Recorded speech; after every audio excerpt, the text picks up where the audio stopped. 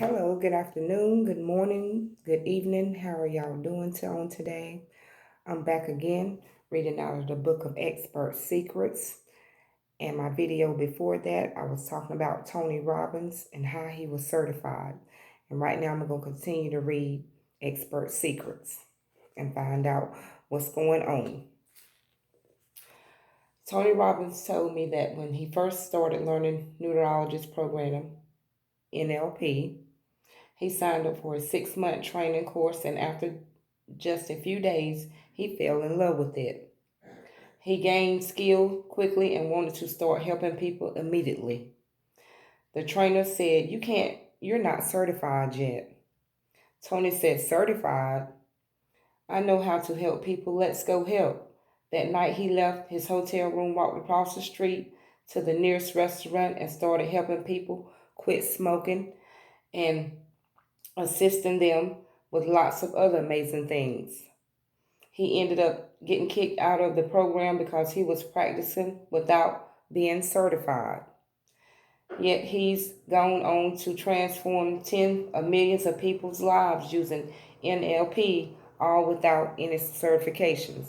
That goes to show you that you don't have to be certified in everything that you do, but you do have to be certified in an online business,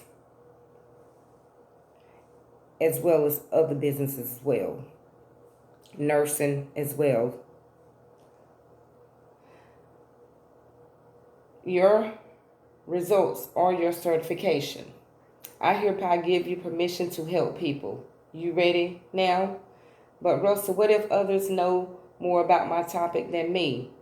There's a book and a movie called Catch Me If You Can that illustrates this point pretty well. It's the story of a famous con artist, Frank Abagnale, a brilliant high school dropout who mastered as a airline pilot, a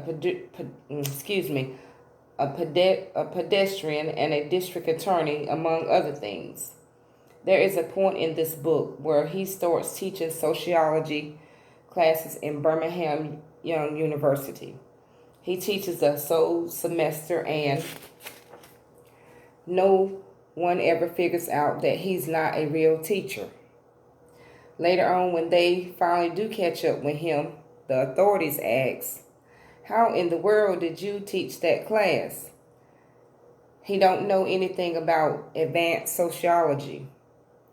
He replied, all I had to do was read one chapter ahead of the students. That's the key. You don't have to be the most knowledgeable person in the world on your topic. You just have to be the one chapter ahead of the people you're helping. There will always be people in the world who are more advanced than you. That's fine. You can learn from them, but don't let it stop you from helping the ones who are a chapter or two behind you. And that is so very true. What do you want to serve? If you're going to start a massive movement and create a vehicle of change, the first question you have to ask yourself, who do I want to serve? The answer to that question is typically people who were just like you before you became an expert, right? As a character leader, you're going to lead people on a path you've walked before. In other words, they're leading me and others on a path they already walked before. True believers. And here's a demonstration of where Russell drew a picture of making people true believers. You can see it. Yeah. Sometimes it can be hard to identify exactly who those people are. If you look closely, you'll find that almost all expert businesses are based on one of three core marketers: health, wealth, and relationships. So my first question for you is, which of these three matches your area of expertise right now? The three markets, which is wealth, health, and relationships. Here's a demonstration of the wealth, health, and relationships. Okay, now that you're in, identify which core market you fit into, we need to dig at least 2 levels deep to find your specific audience. Let me show you what I mean. The 3 markets. This is the audience that Russell drew so he could get attention to his crowd of audience to help build their online business. Inside these 3 core marketers are multiple sub-marketers. For example, inside each health, you could have dozens of sub-marketers like diet, nutrition, strength, training, and weight loss. Inside the wealth market, you may have finance, investing, real estate, and sales. And the same goes for the relationship market. You could love, date, advance, marriage, and parenting. The list is practically endless in any of the 3 core marketers. There are always new sub-marketers popping up. In other words, it's always something new on the market. It's always something different. My next question for you is, what sub-market does your area of expertise fit for you right now? Some of you may think that you found your answer. You're a real estate expert or a dating or weight loss coach, but the money is not in the sub-market. The riches are in the niches, and those are one of step beyond the sub-marketers. The 3 marketers, sub-marketers in your niche, which I was talking about earlier. You have to have a niche.